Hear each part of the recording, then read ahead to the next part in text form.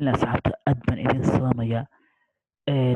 Waxaan rabaa inaan wax idinka tuso hadduu alla idmo suuq aan si fiican u analyse gareeyey, si fiicanna markaa u sameeyey analyse qurux badan. Saa u jeedaan suuqa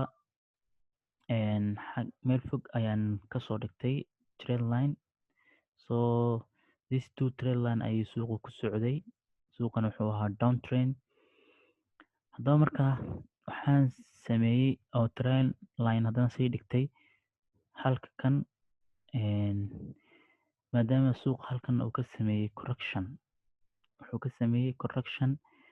Suuq halkan wuxuu kusoo socday selka dheer, kadib maxaa sameysmay correction. So correctionkaa sameysmay ayaa waxaan dhigtay trend line. Correctionkana wuxuu ka sameysmay dhinaca hoose ee suuqa, descending waxaa loo yaqaanaa marka descending channel. So maadaama correctionkan uu descending channel ka sameysmay, suuqa waxaan ku saadaaliyey inuu aadi doono buy. Taariikhdan markaa waxay ahayd markaan saadaalinayo 11 bisha January, bisha haddaan ku jirno sanadka cusub 2021. Marka waxaan ku saadaaliyey suuqa inuu buy aadi doono. Marka suuqii buy u kacay, dan aaday kor, buy qurux badan ayuu sameysmay. So marka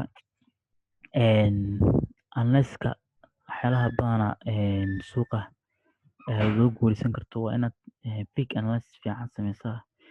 So taas waa marka hadda aan suuq ku saadaaliyey anigoo trend line ka dhigtay, haddana correction arkay qurux badan, then correctionkaasna trend line kusii samaystay inuu correction yahana iyo caddaatay maadaama uu three touch uu sameeyey qurux badan, descending channel uu yahay. Kadib ayaan go'aansaday suuqii in aan u galo buy, waana suuqii saan u saadaaliyey ayuu noqday. Saan u saadaaliyey suuqa, saadaalinteedu ayuu igu raacay. Marka big analysis qurux badan